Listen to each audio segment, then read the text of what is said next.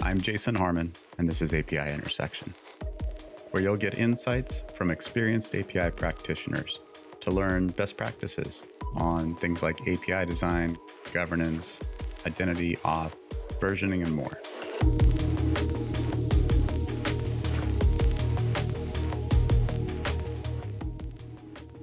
Welcome back to API Intersection. We are going to go futurist world today, so prepare yourselves. We have quite the lightning strike of a guest today in Sally Eaves. Probably, I would guess, for folks in the API space, maybe a name you haven't heard. But all I can say is I don't know how to introduce Sally, and I'll just tell you go look at her LinkedIn. What a profile. Author, teacher, advisor, strategist, you name it, she's done it across the gamut of tech subjects. So before, hopefully we can constrain that recap enough to talk about other things around APIs. But helping with co-hosting again is Anna, our product marketer from Stop. Thank you, Anna. Thank you. My LinkedIn is not nearly as comprehensive. Please Yeah, don't look at that. yeah. Sally makes I'm us all blushing feel already. lazy. Thank you.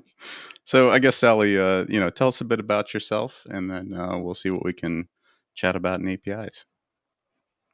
Absolutely, and thank you so much for that lovely warm introduction. I really appreciate it. But yeah, I'm Professor Sally Eaves, and as you kind of said, I work across different areas and try to bring them together, so to speak. So technology, education, and impact, I would say, are my three pillars. I'm a CTO by background, and now, as you mentioned, more advise around different elements of technology, right from APIs to IoT to 5G to AI and blockchain and 5G and beyond, and really how we integrate them, but not just for business benefit, also for social impact benefit as well. And I really believe you can bring those two elements together. I work with a number of universities, as you mentioned, as well.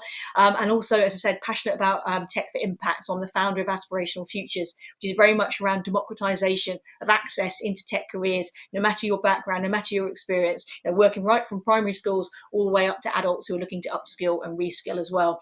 And I'm also an author, a speaker, and a host of the Tomorrow's Tech Today podcast. So yeah, tech education and impact, that's very much me. Wow, just hearing you talk makes me feel lazy, Sally. You have such energy, and it's inspiring. I can see why you're in the position you're in. Um, so, chatting, you said a phrase there that I love: this sort of democratization of access, which you brought up right off the bat when we were talking before, and it's like to me, this is one of those like, how does that fit into APIs? Why is that relevant to our general subject matter on this show? Absolutely. Now, I see APIs very much as that hub of the wheel, and we need to make technology opportunities, development opportunities available for more and more people in more and more roles. So this democratization opportunity, I think, is absolutely huge for that. I just did a campaign actually with UNESCO and some industry bodies in the UK, and that was very much using APIs as kind of the glue or that hub of the wheel, as I say, for doing things in the social impact space. And we were creating some projects and making them reality, and it could never have been done if we didn't have APIs as that conduit to making those projects a reality. So I think they're absolutely critical. I've just written a piece actually that's called The New Era, the era of the API economy. And it's really showing you how things have changed over the last few years and how so much innovation is being catalyzed through APIs. Whether it's talking about business, uncomplicating legacy systems as well, or catalyzing new services for brands or new capabilities, new revenue streams. You can kind of go on and on, really. But you can also have new sources of value and growth as well that are more shared value that are generated through APIs as well. And that's very much in that social impact space and community innovation. So I kind of bring those things together. There was a book that came out last year that was called Developer Advocate, and it kind of touched on this, the role of development, the role of low code, no code, and the role of APIs, and how all these things come together and they can give benefit across different areas. So I'm very much kind of in that intersection of bringing those elements together. So you mentioned that one of your tenets at the organization you founded is bringing technology to primary schools and to skill development. How do you introduce APIs into that discussion? It's sometimes very difficult to wrap your brain around. How do you introduce that to those folks? Well, the first thing I did actually was use Lego.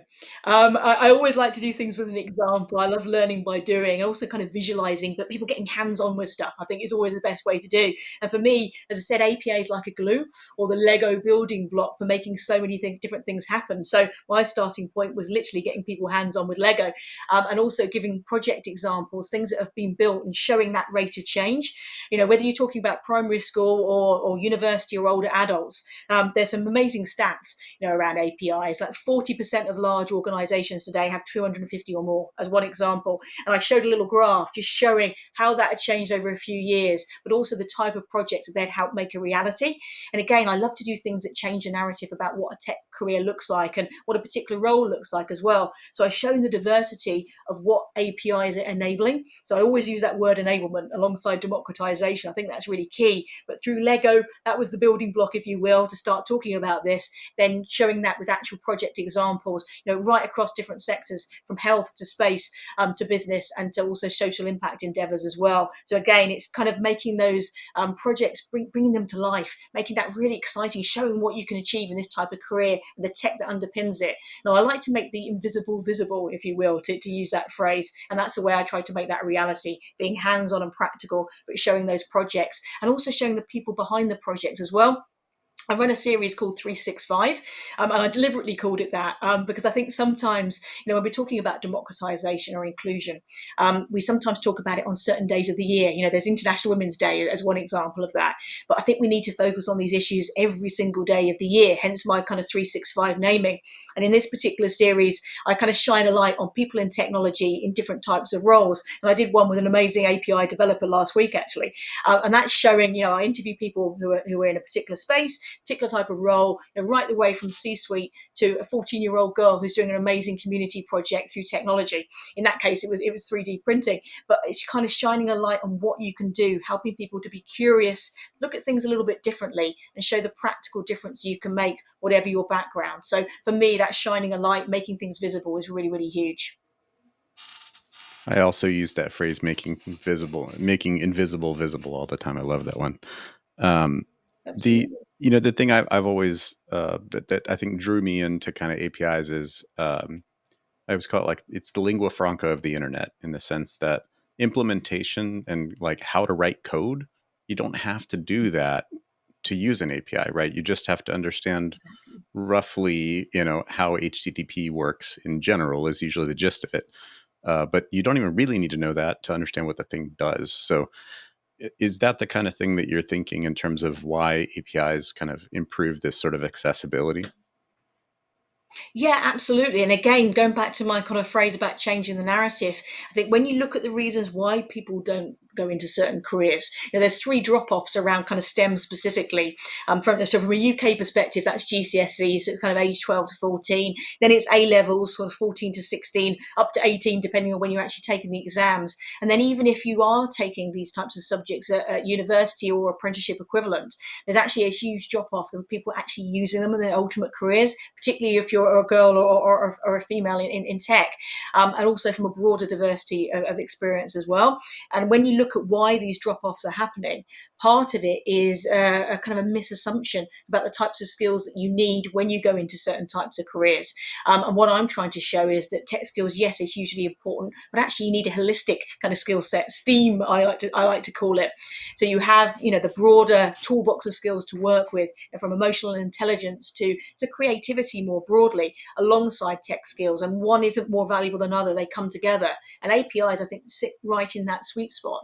Yes, you have the appreciation of technology, but it's not all about those technology skills. They allow you that capacity to unleash your creativity, and it's kind of right in that medium of kind of opening up these different types of roles as well. So that's where I think it plays a huge role as well, sitting right in the middle of those types of kind of the STEAM world, as I like to call it.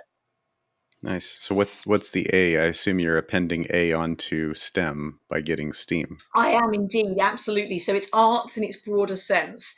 So Okay. in terms of, forms of expression, curiosity, creativity, but the sort of skills that can never really be replaced by technology. I really believe in learning for life. I think that expression has never been more relevant, really, than it is today. And this holistic school set, so to speak, if we invest in that, then the only things that we know at the moment that are happening for sure, I think, is the speed of change is just getting faster, and that can create fear. Is a natural human emotion when things are changing so quickly, and it's difficult to keep pace with that. But if we have this holistic toolbox that helps us be agile to change ourselves, not just organizations being agile, but teams being agile, us as individuals, it's about that skills agility and skills confidence to actually apply them as well. So that's kind of my my education hat on for a minute. I think investing in STEAM skills, both personally and organizations really supporting that, is absolutely huge. Yeah, there's so many things that resonated in that in your spiel there. I think the first is that like the thing I've heard a million times, right? People go, "Oh, software engineering stuff." Like, that was always way too intimidating because I'm not any good at math. And I'm like, right now my son is finishing his CS degree with a math minor, and he's like, "Dad, look, I did this whole thing that like proves, this mathematical thing." I'm like, "Oh, that's great. I have no idea what you're talking about. I'm a college dropout. I failed calculus, right?" And you mentioned like transformation, right? And in the business we're in of, helping guide companies through these big transformations around kind of APIs redefining their business. And I've been that, our target customer and leading those things many times. Is it's not about tech. It's about culture and people and how they're interacting and how they're changing their assumptions and these sorts of things. So I love the notion of, Absolutely. that we're missing a range of creativity. And I would say a big component of that is design thinking, right? That's across the Definitely. board. It's like this mindset that, well, I have a problem, I can go write an algorithm for that, and just heads down in tech, right? But it's like, how does it fit in the bigger picture? What does it mean for people? Those sorts of things. So I love these threads of thought on kind of creativity, and that's one of the essential ingredients to sparking this curiosity, right? And it's like, Absolutely. it's like when you look at people who go, I want to be a software engineer. It's like, okay, well, I see the money signs in your eyes. Like, I get that. But like, do you love solving problems and just grinding away sometimes at trying to dream up a way to get around this problem? Can you lose time doing that? Because if you can't, this might not be for you, right? So yeah, it's fascinating stuff. That's so, so true. And they've done brain scans looking at about how our brains react to certain stimuli. And it's funnily enough, the same part of the brain will light up effectively and be brought to life if you're looking at algebra as you are looking to music. I mean, there's individual differences, but it's not, I think people often talk about left brain, right brain, don't they? And there's always a polarity around, you're either good at science or you're good at humanities or something like that. And I love to kind of break down those types of thinking. And I think we have too many silos in life. People are put in boxes far too early, in my humble opinion, around Mhm. education and other things as well. And you kind of this mentality, oh, I can't do maths or I can't do this. And I always want to try and break those down and actually show that one intersects with another. One actually benefits. The innovation you see in one sector, if you start to look at that, you can actually bring that to play in another, for example. I love this intersection of different ideas and different types of Multidisciplinary thinking. stuff is so great. Yeah, Yeah. absolutely. It really is. And so with APIs, we can empower people in both technical roles, but also non-technical stakeholders as well, to have that capacity to be curious, to create and to collaborate. Collaboration, I think, is massively important here as well. So yeah, I think it's great to look at this from this holistic perspective, should we say. Something we talk about a lot is applying product design to API Mm. design, right? The same sort of product methodology. And product depends a lot on empathy. And empathy is not something you hear a lot about from a technology perspective, but it is increasingly important. How do you teach skills like empathy and creativity? How do you teach those things alongside those more hard tech skills? That is a great question. I think it's one that's coming up more and more, actually, even over the last, the whole pandemic experience. I think people have had that opportunity to reflect a little bit differently and to kind of reframe what value is, and also just speaking to people differently. I mean, how many times have we been on, a call like this, particularly in the early days of the pandemic, where you might be meeting people in a team and you've never seen them in their home setting before, and you see something in the background. It won't apply for me today in this hotel one, but if I was at home, you would see certain things in the backdrop, certain certain photograph or a bit of memorabilia or something like that. And it's incited people to ask different types of questions for the first time. And that is an interesting example of how we've, I think, connected to people differently. It's helped to start looking at conversations around empathy and emotional intelligence and connecting in a whole new way, in a different way. I think we have started to find out more about one another. One of the positive things to have come out over the last few months. But I think empathy, you're absolutely right. It is difficult to kind of build like an empathy training program, but I think it can be done. I think technology has a role to play there. I've done things certainly at both schools and in organisations as well, using AR and VR and XR in a way to kind of put yourself in someone else's shoes and go through different scenarios, looking at that from a different role perspective, for example. I think if you experience that in a more hands-on way, you can help you to think differently and have that more rounded perspective. So I think that's one way of doing it. But interestingly, another example of that is how people have been feeling over the last few months, and mental health and anxiety and well-being, kind of that kind of continuum is something that's discussed a lot more, which is a really important thing.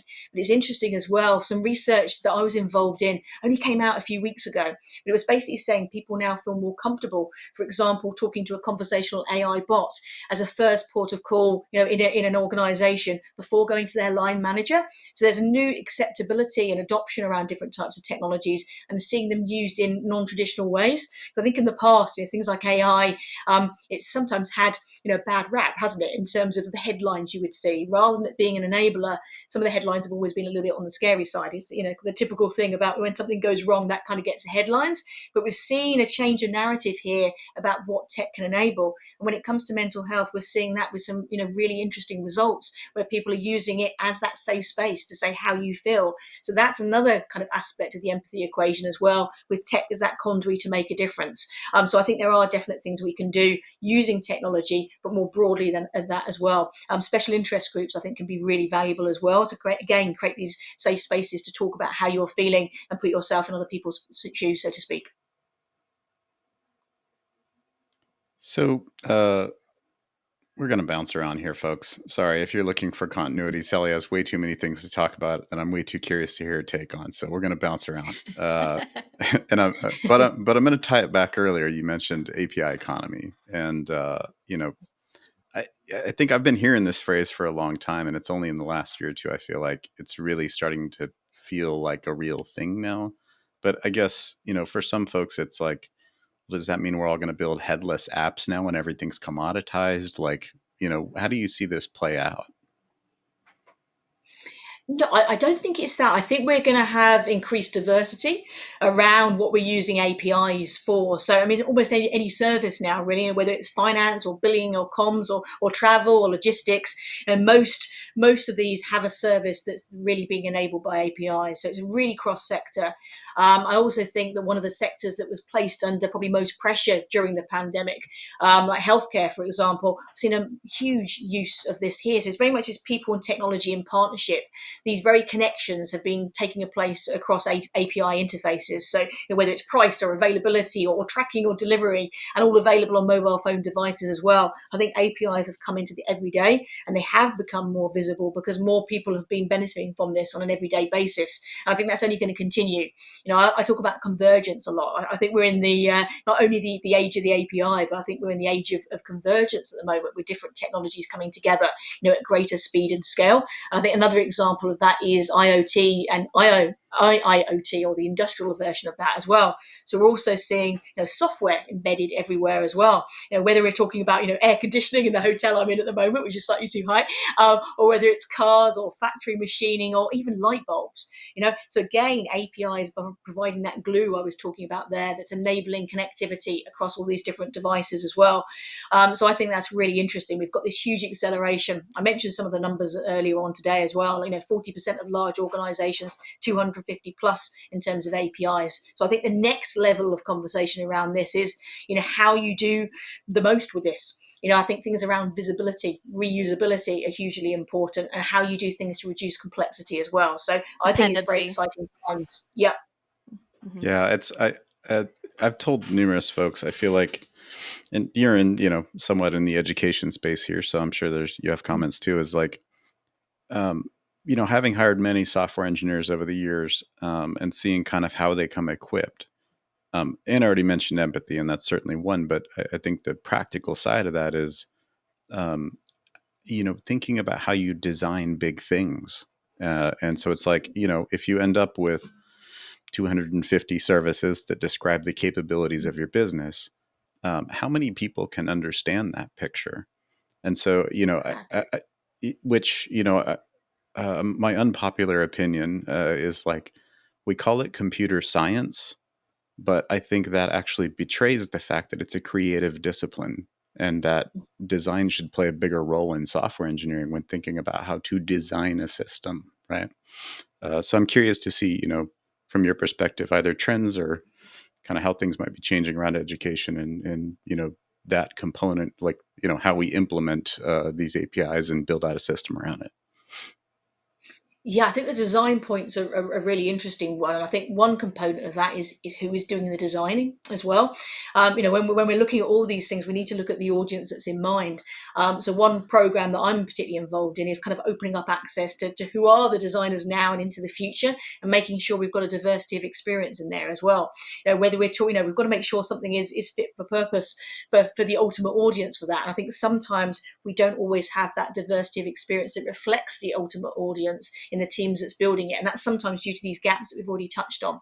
We have increasing gaps in terms of diversity in certain types of role. And some of those are around the API space, and more broadly, things around security, architecture, testing, just as three things off the top of my head. We've got gaps that are increasing, talent gaps around this. And we've certainly got diversity gaps, and they're huge. I think we all know, whether it's from personal experience, we don't really need the research to tell us that, but teams that are diverse, they're more creative, to go back to one of our keywords today, more innovative, there's greater satisfaction, better productivity, and the ultimate results are closer to what you're trying to deliver almost across the board. So I think we have to do a lot of work around that in terms of design, making sure we've got the right teams in place to really optimize that design process. But you mentioned about design thinking, right off the bat quite early in our chat today.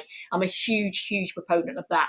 I do a lot of work in that with my nonprofit, but also within organizations as well, and making sure you've got the right people right at that early stage when you're looking at the ideation processes around this is huge as well, from all roles in the organization, and also from technical and non-technical ones as well. I think that's hugely important. It's a bit like, the most successful DevOps teams I've seen have got that breadth and depth of people who are involved in that, not just maybe the traditional roles you would see. So that alignment opportunity is huge. I think the other thing I would say about design as well is the importance of experience. So another kind of probably phrase of the year has been age of experience as well, hasn't it? Mm. Consumers have seen the art of the possible. In terms of development speeds increasing, but also the types and personalization of experience increasing as well.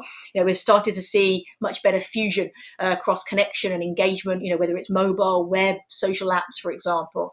But omni-channel, multi-channel, they're not exactly the same thing. I think organizations are getting this right, are really focusing on that particular area, but not just from a consumer perspective, also from an employee perspective, specific roles, developers, for example. But we need to look at that in the round, so to speak. So I think the actual how you develop, the experience you're having in that particular role, making things easier, more intuitive, visibility across the entire organization, those types of considerations are hugely important as well. So again, I think we're just seeing one thing that's ringing through my head at the moment, how many more different kind of vectors that are catalyzing innovation are coming to bear and kind of coming together at the moment. I think it's a really interesting time. Yeah, I mean, I think it's like the perspective from most folks, I think, working on API design as a problem space these days is it's much like, let's say, the mid 90s of UX, user experience design, before we called it that, right? And, I think the real problem is like platform design, which is to say Yes. that sure, you can design an individual API that has a good developer experience, sort of our, DX versus UX, right? That's where we're going on that end of headless things. But when you look at this whole thing as a big picture, how does it make sense? And so I think the traditional notion that design is a visual discipline uh, is where that falls apart. And you mentioned you got to get the right designers involved. Well, people that would call themselves designers today tend to be more visually oriented toward user experiences. And so I'm curious to see what you've seen around kind of the changing and broadening discipline of design. No, absolutely. That goes back to almost my kind of STEAM approach, really, in terms of the characteristics and the types of skills that make a difference today. And I think you're absolutely right that the visual side of things is really coming to the fore, and also from the perspective of people who are monitoring this and measurement. The different types of dashboards we're seeing becoming available at the moment as well. I think the visual way forward is absolutely the trajectory we're on. I couldn't agree more strongly with that. And even from like a social impact space example as well. So taking this forward to something else, a project I've just been involved in is looking at how can we look at how organisations have performed over the last 20 months, for example. I had a hypothesis that organisations that kind of do well by doing good could be justified in data, and we can actually show that. So I worked with a financial services company. They gave me access to their APIs to look at, for example, companies that reported about ESG and had done that early. Could we look at companies that have kind of shown their measurement in that, and then go behind the scenes, use APIs, drill into news feeds, various other different things as well? Could we show that actually they did do better, and kind of bring that correlation to bear and almost prove it, should we say, with the data? And it was fascinating. And the visualization aspects of that, for me, the technology I was using to enable me to do that, I'm a visual thinker and worker as well to a great extent, and it was a huge difference maker on that. And they actually changed some of the functionality in some of the things we were working on off the back of that experience as well, and went even more down that route. So I think it's huge. And if you look at a lot of the communities in this space as well, particularly open source communities, is a topic of discussion that's coming up all the time, and particularly for kind of Generation Z who are coming through this at the moment as well, and looking at this as a particular career opportunity. I do a lot of hackathons with young people, particularly related to kind of SDG outcomes. It's very clear to me, put it this way, in terms of learning styles. This visual one is definitely the way to really, really invest in, I think. Making the invisible visible. Definitely a Exactly. theme It's a of key this metaphor episode. today, I think. Absolutely. um, so I'm going to jump back to another one you mentioned before, which is transformation. And as I mentioned, the way I think about these things is the transformations that are happening as companies trying to shift their thinking from kind of traditional pipeline business into platform thinking, and what that means. APIs are a requisite component of that. But what do you think are some kind of essential ingredients as companies are going through these transformations and trying to understand how APIs are going to change their business and that sort of thing? Yes, a big question. I mean, in terms of challenges Yes. that I'm seeing organisations facing at the moment, I would say the integration piece is absolutely huge. So alongside, the transformation process, there's a continuum, isn't there? And there's lots of different elements to consider. It's not just about technology, education and tech, absolutely hand in hand, but it's also about, auditing where you are. Start from that point, do that benchmark, but look at all the aspects involved in that. So it's technology, it's education, it's process, it's talent capability, it's a succession planning beyond that. It's also the value and mission of your organisation as well. All the elements have to go together. But in terms of the challenges around digital transformation, so number one, I would say a lot of organisations at the moment, quite rightly, are taking a bit of a pause to reflect, because they've made changes quite quickly, particularly at the start of the pandemic. And now is the moment to see what's worked well, what hasn't. Has there been a rush in a certain area? Are they getting return on that investment? Does something need to be done differently, particularly around organisational space? I think that's a key factor at the moment. But overall, when it comes to issues of data in its broadest form, I would say looking at integration across the organisation, because that still is definitely a challenge So area. real, Looking real at quick though, can I pick on the word sorry. integration and what you mean by it? Because we have an audience who is thinking about APIs and might be thinking about APIs calling each other integrating. That's a fair point, and I was probably taking it slightly broader I, than that, I think in so terms too. of cross-platform integration, but also processes of change management as well. Yes. So I used to have a kind of head of change management role in telecoms, and one of the things there, processes like continuous integration, continuous deployment, CI/CD, those approaches to change I'm finding particularly effective at the moment, and being scaled into different sectors and disciplines. So I think that's really interesting. And again, it's one of those change the narrative conversations. quite often I think people think that more regular change, but smaller, can actually carry more risk. I see it as quite the opposite, and I think that iterative approach I think is really valuable. But those are certainly key challenges I'm seeing at the moment. But also just the whole thing around data volume and how you optimize it. I talk about the 5 V's. So you've got data, obviously volume, veracity, volatility, velocity as well. But how you get to the data insights part of this is still a challenge. And again, kind of data paradox is probably the way I would describe that at the moment. I think everybody, most organizations that want this quest for more, and with this age of convergence that we're in, we're going to get even more. All the numbers bear this out. But as things like 5G become more and more mainstream, the IT, OT convergence I mentioned earlier, and other factors as well, this is just going to get bigger and bigger. But paradoxically, if we don't get things right, the paradoxes are going to get bigger as well. So we're getting less and less value from it. Data's not going to the right person at the right time. Data's being wasted as well. I care a lot about sustainability, but we don't always talk about data waste, for example. Something like 90% of data that we archived isn't touched again after 3 months. About 90% of AI models don't make it into full production. How can we change that into an opportunity and use it for training, for example? That's one of the things I get involved in. But I'm slightly going off on a purposeful tangent, as I would call it here. But they do all interlinked, and the fact that API obviously has a key role is a conduit around all of this. But yeah, in terms of key challenges, in terms of making transformation a reality, it's all that spectrum coming together, looking at things holistically, but making sure you also take this pause to reflect. Before you go on to the next thing, just see what you're doing at the moment, benchmark that, and see where you need to make changes. And don't just focus on one area. It's all about all these different elements, how they fit together. So you've mentioned, I think, diversity and inclusion related topics on every question. So clearly, big believer, big topic for you, which I'm all in there as well. I think one interesting thing about kind of the growth of this API economy, so to speak, in the last, let's say, decade, is how many organizations have had to deal with what being global means.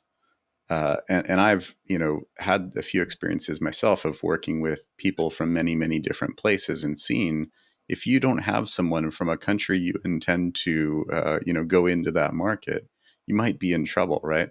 So I'm curious, like kind of this, the globalization that I think APIs have continued to power a trend that was already there, and like how kind of DNI fits into that. Yeah, it definitely has. And the heightened change over the last couple of years has accelerated that further. But you're absolutely right. You need to. I think I almost touched on it when we talked about design earlier. Your community and your organisation needs to reflect and be representative of the community you're looking to serve. I think they go together hand in hand. And diversity and inclusion are talked about a lot today, quite rightly so. I think what heartens me at the moment is the fact that it's gone from something that has sometimes been on the periphery, a bit like sustainability, for example, but now it's something that's being literally baked in and embedded into conversations. I came back very, very lucky to go to this, given what's happening at the moment. But I did a global trip to a tech event in the States only a couple of weeks ago. And these conversations are at the heart of the keynote speeches, opening events at the moment. They're not on the periphery anymore; they're centre stage, and that's quite rightly so. We all benefit from that type of approach. And for me, the next level of this is kind of moving beyond diversity and inclusion conversations to kind of the next level of that, which is more around belonging, I would phrase it as. And I'll share a link to something I've written about that actually this morning, which kind of brings these topics together. But creating your organisation to be reflective of the community you serve. So the global aspect you mentioned there, absolutely spot on. But it's also that local commitment as well. How you're serving the local community, I think, is equally important. And people are looking for that. And I think people are making decisions now about which organisations they want to, buy from, advocate for, work with, Work for. based on different decisions. I think there's a change there. So I think shared value, purpose are right up there alongside the technology that you're delivering and the service you're providing. It's that mix. I think people are looking at things differently. So I think it's not just the right thing to do. I actually think it's going to be something that's a driver of sustainable competitive advantage, frankly, because the question of value is being looked at far more closely. And I'm really heartened to see where that's going. Not just talking about your values, demonstrating, right? Like actually showing Exactly. action behind what you're doing. Mhm. Exactly, and people are asking the right questions. It's a bit Mhm. like over the last couple of years, data conversations have taken on a whole different realm, haven't you? It's been in our front rooms. We've had daily briefings at certain times of the year. And decisions on our daily life have been driven by the curve, or driven by the data.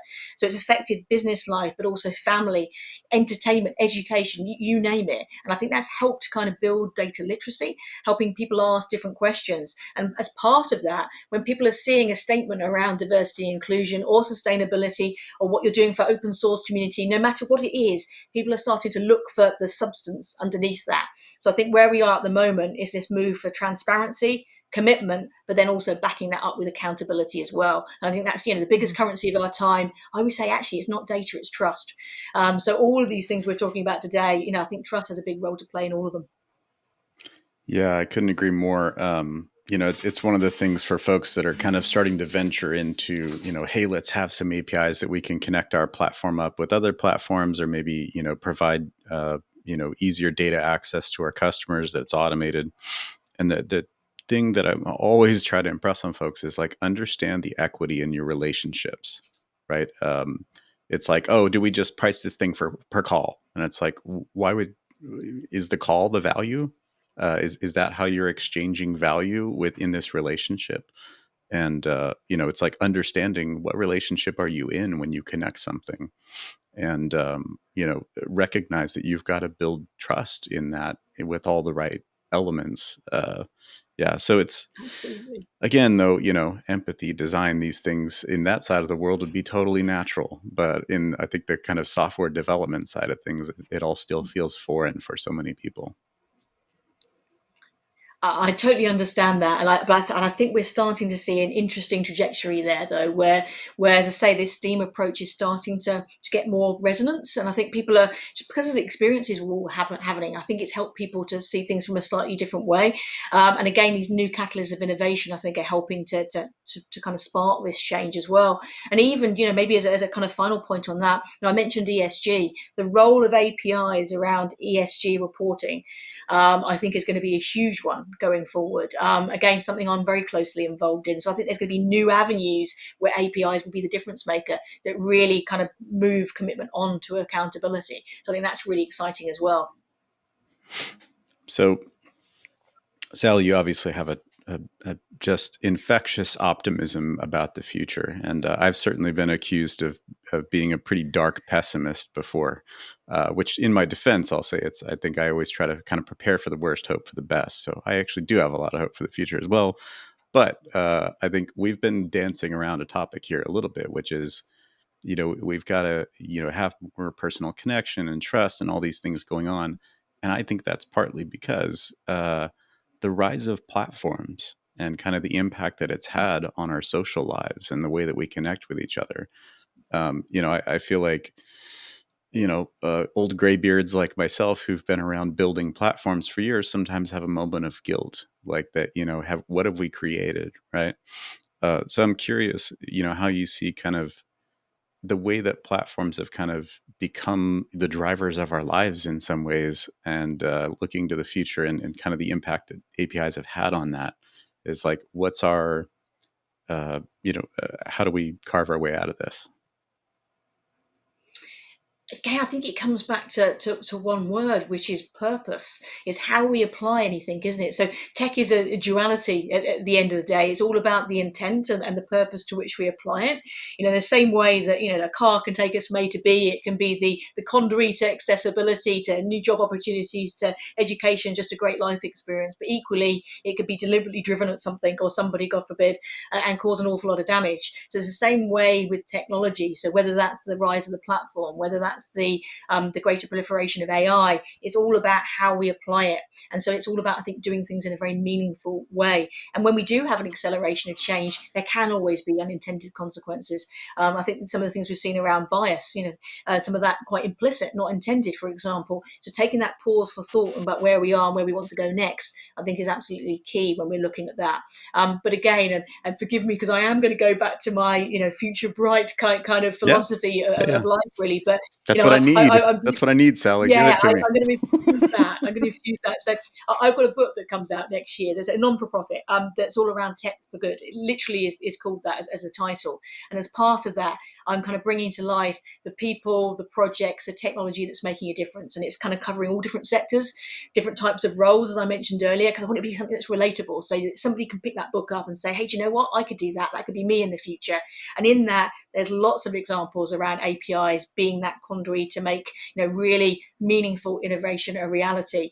So that's what I'm trying to do. Yes, obviously there's challenges along the way, and we've seen examples of that over the last 20 months. Security, privacy, compliance issues probably being right up there with that.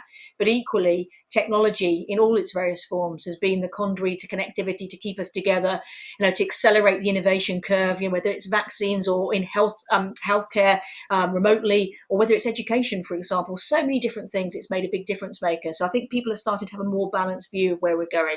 But quite importantly as well, people are asking better questions. They're demanding more from organizations. They want that more transparency, commitment, accountability. So I think we're in a good place in terms of literacy rising around this, awareness rising about the challenges, but equally that broader, more positive, optimistic look at what we can actually achieve if we come together. And kind of another point on that is the importance of collaboration to make a difference. I've seen your organization doing some great stuff around collaboration, and the education you've got on the website as well, making that available to the community, I think is hugely important. I think we're also seeing, whether it's around APIs in the open source community or, organizations that don't normally work together coming together. I think that's another change that I think is overcoming some of the challenges. I was at COP26 recently and the Social Innovation Forum. And before that as well, we've had things like the HPC consortium as well. Organizations, whether they're tech or otherwise, that traditionally would be competitors, actually coming together to work together to address challenges. I think we're seeing a rise around this kind of co-creation across organizations at the moment as well. Open source, major part to play in that, I would say, making that a reality. But obviously the trust that underpins that, hugely important too. So yeah, I've got my positive hat on, but try to underpin that with realism at the same time. But I'm seeing some really good positive changes. And one of the taglines in my writing around this new book is contagion of change. Taking the reflections over the last 2 years, that word contagion, normally very negative connotations, isn't it? I want to kind of re-own that and reframe that word and make it into a positive contagion of change that's good for business, good for society, and create shared value. And I think the work we're talking about today, APIs, open source innovation, people coming together, supporting technology with education, is a great way to make that a reality and scale it. Yeah, lovely. You boosted up my optimism. I love it. Excellent, Uh, excellent. so, look, I think a lot of our listeners are the people who are out there leading these API kind of transformations, these platform transformations. And we may have folks listening who hear all these big, bright ideas and agree in principle, but they're in an organization that isn't doing any of those things. So this could be overwhelming, thinking, gosh, that all sounds great, but we're not part of that party, so I may as well give up. So I'm curious, for listeners who are leading these kinds of changes and have the opportunity to make a difference, how do they get started? That's a great, great question. And it's also kind of inspires me about almost being like the entrepreneur within an organization and how you kind of work within that setting and allow kind of change to happen. I'll go back to the STEAM skills point slightly on this, because that ability to communicate with people and to get buy-in within your organization to secure change is hugely important. So it's not just about, having the idea and the passion to make something happen. It's kind of bringing along people with you. So again, that skill sets are not just having the kind of technical acumen to deliver something, but also being able to share your vision, communicate it, build the right relationships, bring the right people together to sell it, frankly. I think that's really important. So that's when that combination of skills, I think, can make a massive difference. But also back that up with measurement.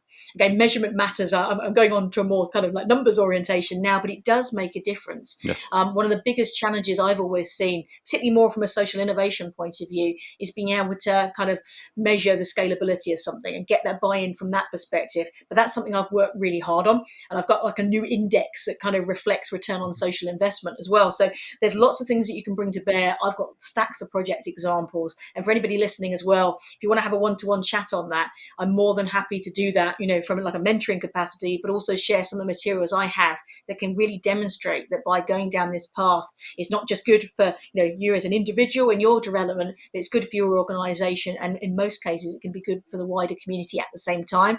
So I'm very, very happy to follow on conversations about that and discuss that one-on-one, or with an organization. I'd be very happy to, because I think it's hugely important. And I think we've all been in that position at one point in our career where we think, how do I want to do this, but I don't know how to. I don't think anyone's going to listen to me. And being able to talk about that in a safe space outside of your organization can be a great place to empower you to do it within. And I've got quite a few kind of strategies to help with that kind of situation too. So very much an open offer to support that.